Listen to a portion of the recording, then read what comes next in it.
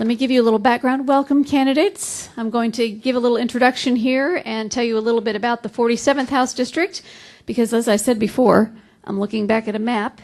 I'm still learning where everything is anymore. I barely got to remember the last ones that were around for 10 years, and then they moved them. Not only did they move them, they renumbered them, dramatically renumbered them, after the courts finished fighting about them. The 47th House District includes part of Northwest Columbia. You got that picture in your mind, listeners? Northwest Columbia, mostly west of Providence Road, west of Providence, west on Broadway, and south on Scott past Nifong.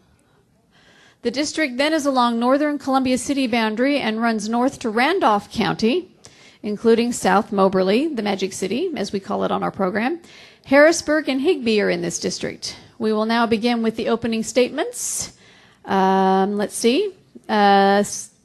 Statements will be presented in the order the candidates appear on the August 7th primary ballot. The only contested race is the Democratic Party. The Republican candidate, Mitch Richards, if I can speak tonight, is unopposed and will meet the winner of the Democratic primary contest in November. And Mr. Richards will, of course, be invited to participate in an October forum. We have two candidates in the 47th. Nancy Copenhaver is the first candidate, and John Wright is the second. And so we're going to invite Nancy, who's first on the ballot, to begin. So you may begin a 2-minute opening statement. Nancy? Good evening. I'm happy to be here to share with you why you should vote for me as your state representative. Having attended and participated in dozens of these league forums over the years, I'm sure we'll have good questions about issues important to you. When I decide who to vote for, here's my checklist. Experience. Check. I served in the Missouri House in 2001-2, representing part of Boone County in the old 22nd District, serving on the Education, Appropriations, and Agriculture Committees, and as Assistant Majority Whip. Back then, we were still the majority. Public service. Check. I served 3 terms on City Council, 15 years on Planning and Zoning, and worked 3 years as Deputy County Clerk with the County Commission. Work history. Check. I was a high school business teacher for 28 years, serving as Department and Curriculum Chair and on lots of committees and leadership positions in my professional association. Community involvement. Check. From League of Women Voters to serving as a church deacon and elder, Democrat clubs, local chamber member, YMCA, and parents as teachers boards. If a meeting happens, I'm probably there. Leadership. Check. I've served on statewide boards for children's groups, educational organizations, unions, and the league responsible for multi-million-dollar budgets. Democrat values. Check. I've been endorsed by educators, unions, progressive women's groups, pro-choice groups, small businesses, and working people throughout the district. Consistency and honesty. Check. I've been married to band director Paul Copenhaver for 37 years and a voter in mid-Missouri for 40 years. Passion and strength in adversity. Did I mention I taught high school and served in public office? Right on the issues. Listen carefully tonight, and for anything that doesn't get answered, check out my website, nancycopenhaver.com, or on Facebook. Thank you. Wonderful. That was Nancy Copenhaver. And the second candidate in the Democratic primary for the 47th District is John Wright. John? Thank you very much. I'd like to thank the League of Women Voters for hosting this forum this evening, and thank Nancy for participating as well. I grew up just a few blocks from here, and when I was 3 and 4 years old, my mother and I had a ritual where every 2 weeks we would come here to this library and check out as many books as we could both carry to our car. We'd take them home and read them together. And many years later, in the hallways of Hickman, where my mother was an English teacher and where I was a high school student, we would sometimes run into one another and have a good chuckle, looking at each other carrying big stacks of books once again. My grandparents also lived just a few blocks from this library. They met at the University of Missouri Law School in the 1940s, where my grandmother was one of the first women to graduate from the University of Missouri Law School. I'm running for the state legislature because I love my community, and I believe in the importance of public service. Mid-Missouri has had a stronger economy than most over the last several years. And the reason is that we understand that high-quality education produces not only great jobs today, but it produces the job creators of tomorrow. We need a statewide economic policy that better appreciates that critical link between skill formation and long-term economic growth. I believe we also need a new generation of politics that reflects the spirit of mutual respect that has always characterized our community.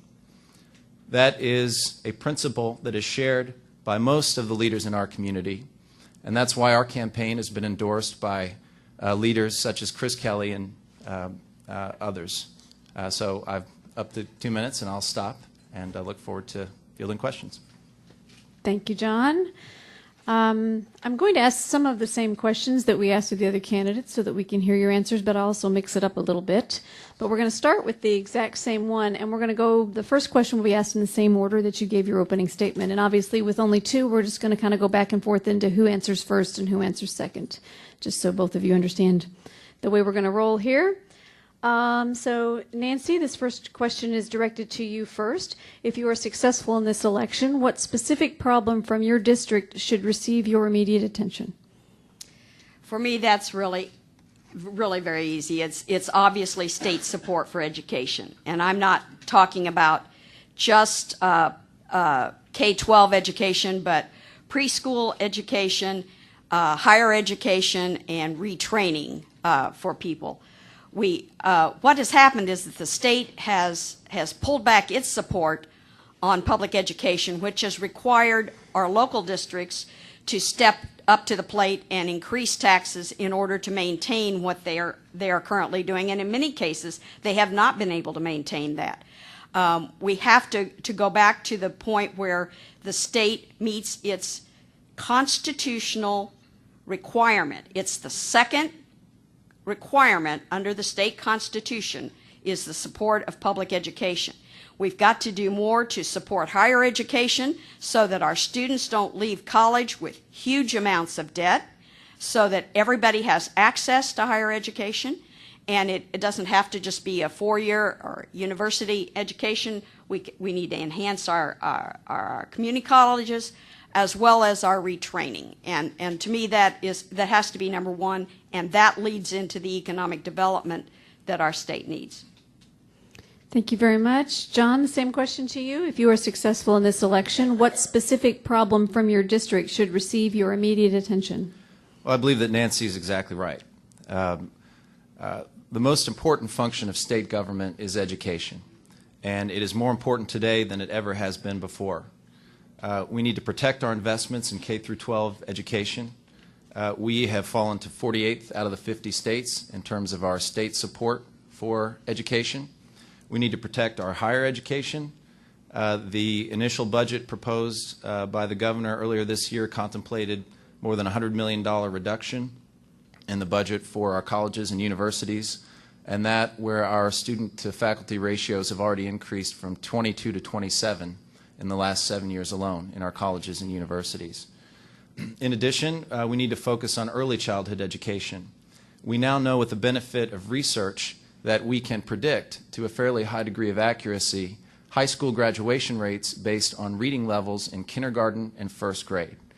And so we need to make sure that we invest at the critical age level of 3 and 4 so that our kids enter kindergarten prepared to succeed rather than set up to fail.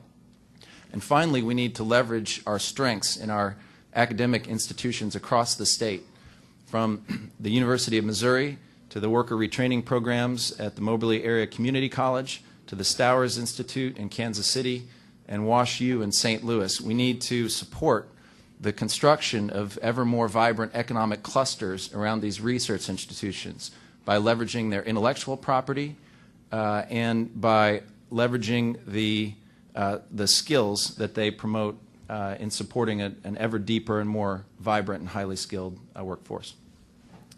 Thank you. Next question following from the previous forum, because I think it's timely. What is your opinion of the Supreme Court's ruling on the Patient Protection and Affordable Care Act and its impact in Missouri? And John, this goes to you first.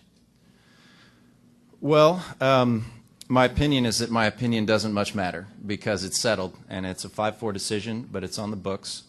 And I think it's time for us to stop bickering about this law and be grown-ups and see how it plays out over the coming years.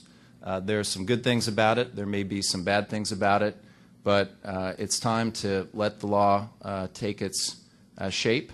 And if there are problems, we can try to adjust them through the legislative process at a federal level over time.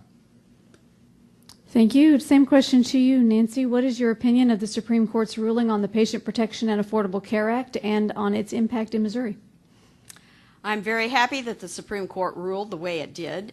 I do think that there is a lot of work ahead of us to make the law workable.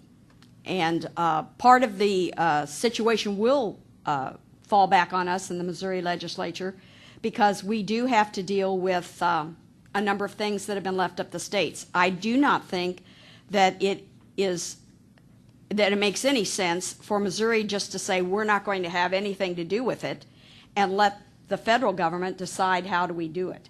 I would much rather that Missourians decide how we're going to do the exchanges, that Missourians decide how we're going to spend the money that comes down. It doesn't make any sense to me to turn down billions of dollars for a few $1 million of expense. That just isn't feasible. There are many good things about the law that I like. There are a few things that I think need to be tweaked, and that, of course, is not our job as the state legislature, but I hope that we will work with the federal government to do that. And next question is not one from the previous, so this is kind of like a trick question. So you didn't get any prep time on this one. This one's a new one that just came in. Looking around the room, how do you feel that only, and this word is in quote from the person who asked the question, Anglos are present? So basically the question is, as they write, how would you work to involve the entire community in the political process? I believe they're asking a diversity question. And I think, if I'm looking at my notes right, Nancy, you get to answer this one first. I don't know that it's necessarily our job as state legislators to involve everybody, but I would hope that everybody would get involved. I think it comes down to voting and being aware citizens, being involved in their government. I would like to see more groups, more minority groups involved in government, and I do think that League of Women Voters is one good way that this can happen because people can become educated and become involved in their government. I think that diversity is a great advantage, not only in our state but in our country, and we have to take advantage of allowing everybody to have part of our government. Thank you very much. John? I agree with that, and I think one concrete thing that we can do to promote diversity in our system is oppose the photo ID requirements that have been proposed a number of times over the past several years. The way that these work is it's been proposed that in order to vote, every Missourian needs to have a current government-issued photo ID. Doesn't sound like a big problem on its face, but here's the thing. 11% of adults in our country don't have government-issued photo IDs at present, and that falls disproportionately on some of our most vulnerable groups, including minority groups, including students, including seniors. I said 11% of the population lacks photo ID. Amongst seniors, that's 20%. So to take my recently departed grandmother, for example, highly educated woman, civically engaged, the last year or two of her life in her late 80s shouldn't have been driving a car. So she agreed to hand over her driver's license, and she didn't have a photo ID. And so under these laws, she would have to go through all of the trouble of procuring a birth certificate. If she didn't have one, she'd have to apply to a state agency, go through that process. Bottom line is that these laws would serve to weaken the voting rights of over 250,000 Missourians.